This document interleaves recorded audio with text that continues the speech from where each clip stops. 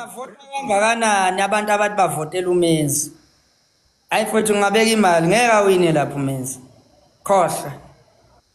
Khohlwa mfowethu ngeke awine. Kungeyona iLadies House. Mina ngiyisukeli mfowethu akusiyo mfowethu. Akuyona. Akuyona mfowethu. Ayakuyona mfowethu. Akuyona mfowethu ngiyaphika lapho. Cha akuyona mfowethu. Kodwa ngisho bengavota kangakanani abantu bavotela uMenzi. Ngeke adabule lapho. Ngisho usuthanda Mgibe ngeke impela futhi ngeke idabule. Khohlwa.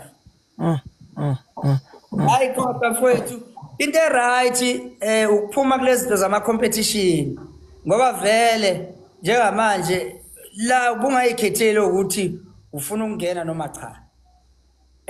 Ubungena ngokuthanda kwabantu.